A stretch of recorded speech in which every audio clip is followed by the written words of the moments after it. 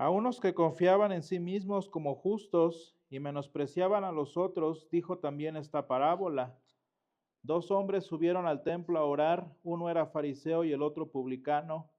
El fariseo puesto en pie oraba consigo mismo de esta manera: Dios, te doy gracias porque no soy como uno de estos hombres, ladrones, injustos, adúlteros, ni aun como este publicano. Ayuno 2 veces a la semana, doy diezmos de todo lo que gano. Mas el publicano, estando lejos, no quería ni aun alzar los ojos al cielo, sino que se golpeaba el pecho diciendo: Dios, sé propicio a mí, pecador. Os digo que éste descendió a su casa justificado antes que el otro, porque cualquiera que se enaltece será humillado, y el que se humilla será enaltecido. Señor, esta es tu palabra y tu palabra es verdad. Santifícanos en tu verdad, te lo pedimos. Amén.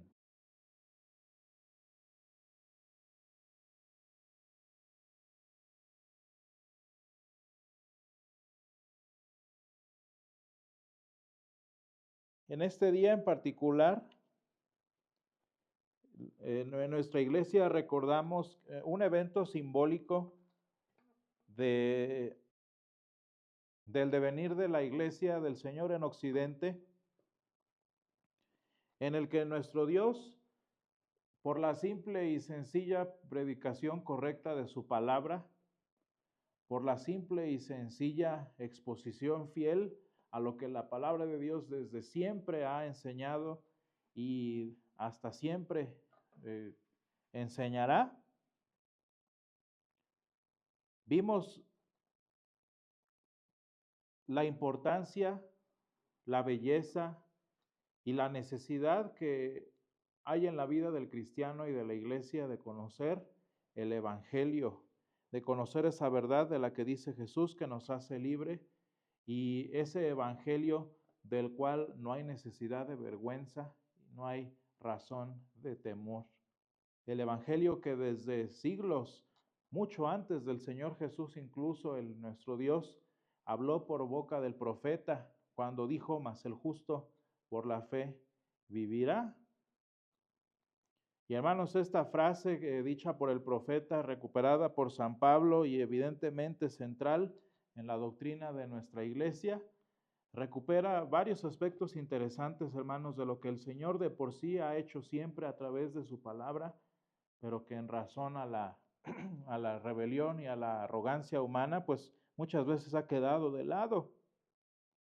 Cosas tan naturales y a veces tan obvias del uso de la iglesia, hermanos, que sin razón fueron perdiendo uso, como por ejemplo la participación de la gente en la congregación, como el solo y simple hecho de invitar a que la gente participe de forma activa en su salvación y no por obras como dice, para justicia, como dice la iglesia romana, sino una participación literal en la salvación de lo que está sucediendo a través del canto congregacional, a través del simple hecho de tener la Biblia abierta en casa, tenerla traducida, tenerla accesible, siendo partícipes de lo que la palabra de Dios de por sí hace que suceda en la iglesia a través del Evangelio, a través de la predicación de él.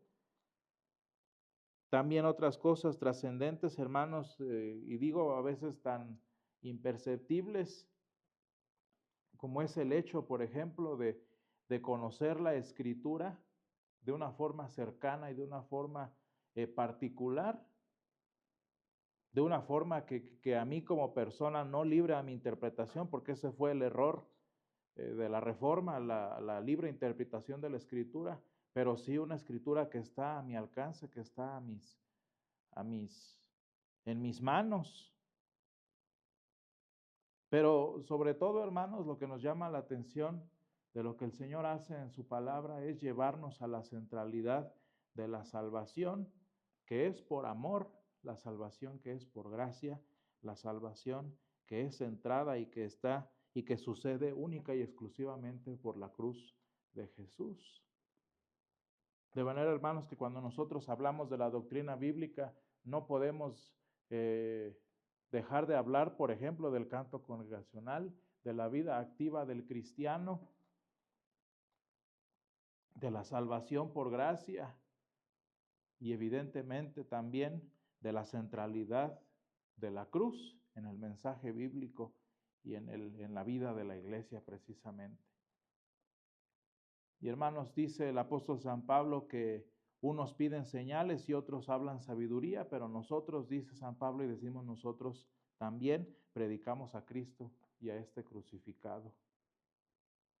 Porque, hermanos, cuando entendemos nosotros que el centro de nuestra vida, el centro de nuestra fe es la cruz del Señor, de ahí emana todo, hermanos, nuestro conocimiento del Señor, toda nuestra experiencia y toda nuestra vida como creyentes. Es muy triste, hermanos, ver que hay iglesias que en esta misma necedad, tanto antes como después de la Reforma, hablan y enfocan y centran su doctrina cristiana en torno a otras cosas que son ciertas, la mayoría de ellas, pero que no son el centro de la doctrina cristiana. La gloria y la hermosura de nuestro Dios, tan importante y tan verdadera como en la iglesia romana, ese no es el centro de la Escritura. La soberanía de Dios, y muy claro que es cierta y importante y verdadera y bíblicamente cierta, pero ese no es el centro de la Escritura. La abundancia, las bendiciones, la prosperidad, pues claro que eso es bíblico, el Señor lo enseña, pero ese no es el centro de la palabra.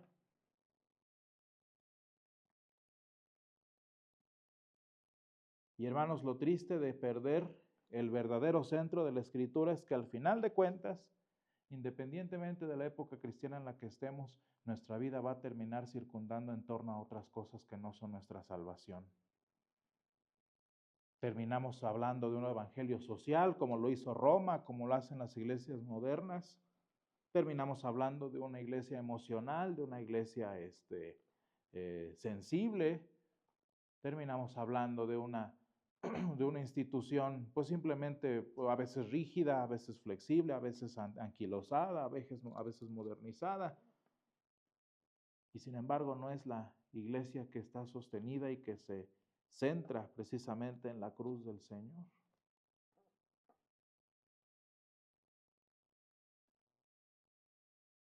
Y lo triste, hermanos, es que cuando no ponemos nuestro centro en la salvación, en la cruz del Señor, pues casi siempre, aunque digamos que son estos diferentes tipos de centro, pues la realidad es que el centro terminamos siendo nosotros. Y hermanos, qué cosas tan tristes generó la doctrina romana tanto en su tiempo como todavía sigue haciéndolo en nuestro tiempo. El mayor ejemplo, yo diría, en la historia cristiana de lo que significa centrar la salvación en la persona humana y no en el Salvador. Qué cosa tan triste.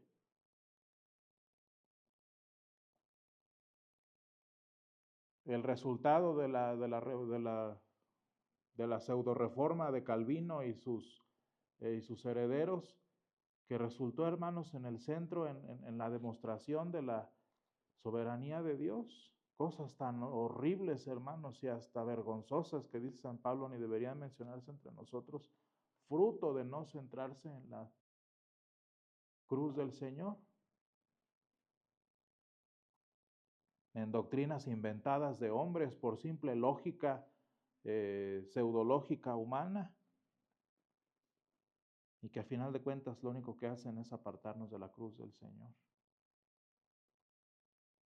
Y que a final de cuentas nos obligan a volver a centrarnos en nosotros mismos con tal de demostrar que soy uno de los electos, con tal de demostrar que soy uno de los hijos de Dios, con tal de demostrar que soy lo que debo ser para ganarme el cielo, sea en Roma, sea en Suiza, sea en donde sea que estemos pensándolo. Al final terminamos dando vueltas en uno mismo. Y hermanos, lo triste de esa condición, lo triste de esa situación, es que esa es la historia. Vean, hermanos, del fariseo y el publicano que el Señor nos presenta en la parábola de hoy en San Lucas 18, que nos presenta el Señor hoy en San Lucas 18, y que nosotros quizás ya la leemos con cierto tipo de ¿cómo le podemos decir? Nosotros ya la leemos con un tipo de ideas preconcebidas, pero que si lo hubiéramos entendido y escuchado en su momento nos habría significado una cosa distinta. Y es que hoy en día, decía ayer un sacerdote que estaba yo escuchando, cuando nosotros oímos fariseo, luego nos vamos al malo de la historia. Y no, hermanos, en aquel momento los fariseos eran los buenos de la historia, eran los justos, eran el ejemplo de la rectitud delante de nuestro Dios, como seguramente sí lo eran por lo menos varios de ellos.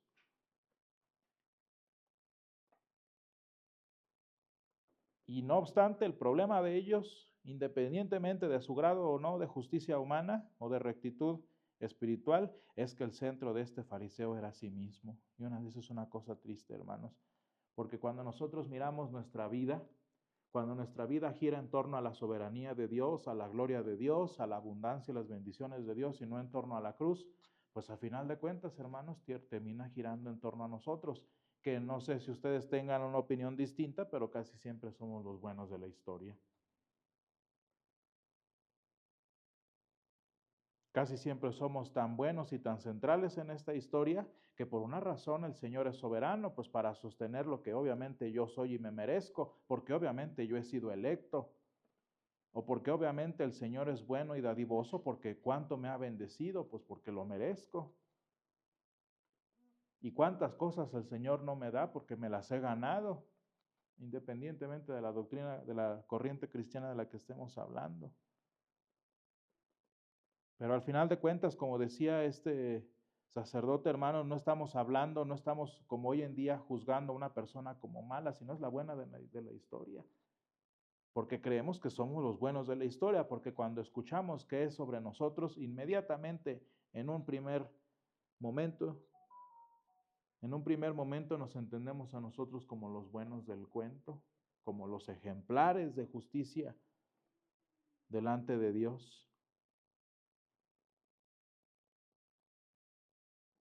Al grado, hermanos, que lo más triste es que esa gratitud que nace del corazón no es gratitud, no es acción de gracias, sino idolatría.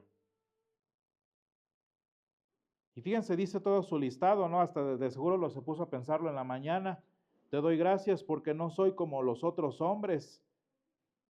Y vean qué interesante es, hermanos, lo que hace una doctrina no centrada en la cruz del Señor. De inmediato establece distinciones entre los otros hombres y yo. Entre los otros y yo. Porque evidentemente soy el bueno de la historia. Porque evidentemente estoy yo y los que son ladrones, injustos, adúlteros, publicanos, que no ayunan, que no dan diezmo. Y si ustedes se fijan, hermanos, ahí ya listaron la mayoría de las corrientes cristianas modernas.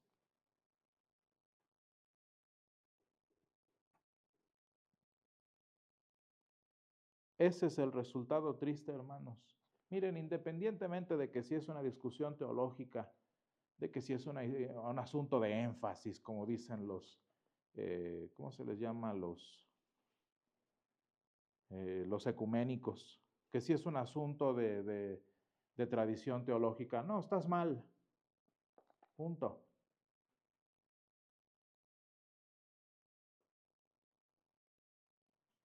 Porque, hermanos, la razón de que, como dice nuestra tradición, la cruz es nuestra teología, es porque cuando la cruz del Señor, hermanos, está en el centro, no nada más del altar, no nada más de nuestro pecho, no nada más de nuestras iglesias, sino también de nuestra vida, de nuestra teología, de nuestra predicación, inmediatamente, hermanos, una cosa hermosísima sucede. En lugar de ser yo y los demás, es Cristo y los demás. Es Él en la cruz, el justo muriendo por los injustos, el recto muriendo por los impíos, el eterno muriendo por los mortales, y consecuentemente, hermanos, yo me vuelvo un publicano más. Y esa, hermanos, es la obra simplísima y complejísima a la vez de la ley del Señor. Que entiendas que si hay distinción entre este y aquellos, es una distinción entre el Señor y todo lo demás.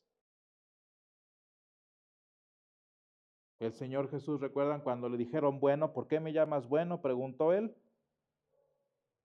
Si no hay bueno sino Dios, pues ese es el asunto, hermanos, ese es el propósito de la ley del Señor, que entiendas que el único que es distinto, que el único que es diferente, que el único que es una historia por lo menos digna de contar es la del Señor.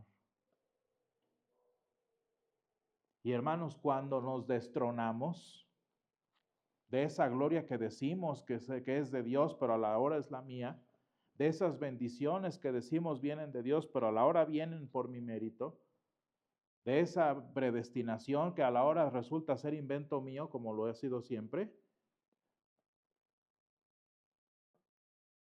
cuando nos bajamos de ese tronito en el que estamos, hermanos, verdaderamente llegamos a la estatura espiritual que el Señor anhela, como la que vemos en ese publicano. Estando lejos, no quería ni aún alzar los ojos al cielo, sino que se golpeaba el pecho diciendo, Dios, sé propicio a mí, pecador. Y hermanos, ¿saben qué es lo hermoso de que entendamos esto a la luz de la verdadera reforma? De la única y verdadera reforma que sucedió en la historia de la iglesia, hermanos, que fue la de específicamente el doctor Lutero, que cuando decimos Dios, sé propicio a mí, pecador, no nada más ya se ha realizado en nosotros la obra de la ley, sino que empieza en nosotros a derramarse completamente ahora también la obra del Evangelio.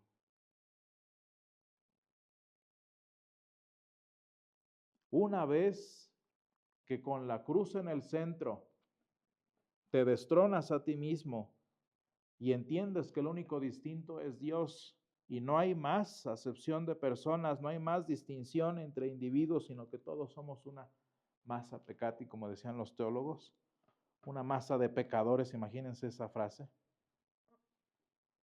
Cuando te das cuenta que no hay ni una pizca de distinción en ti, ni una supuesta elección eterna, ni unas supuestas buenas obras, ni una supuesta meritocracia, como le dicen tanto hoy, y te das cuenta que eres igual a todos, y te das cuenta que no hay razón de que tú con arrogancia levantes los ojos a ver al cielo, te das cuenta que precisamente por eso es que la cruz es el centro de nuestra teología. Porque en ella, hermanos, una vez que la ley sucede, el Señor verdaderamente es propicio a nosotros pecadores. ¿Y qué sucede, hermanos, en nuestra vida? Puse en la imagen en este domingo la famosa torre en donde el doctor Lutero leyó por primera vez en su experiencia cristiana, porque ya la había leído muchas veces, ¿verdad? En su experiencia cristiana con el Señor leyó por primera vez con un corazón distinto por la inspiración del Espíritu Santo. Porque en el Evangelio la justicia de Dios se revela por fe y para fe, como está escrito, mas el justo por la fe vivirá.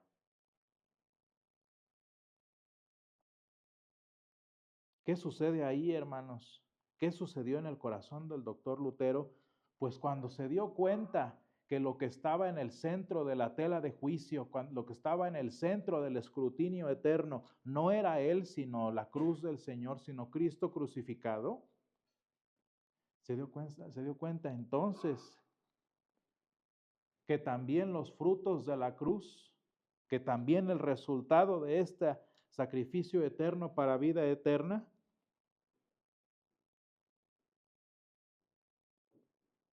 había sucedido para él ser justificado.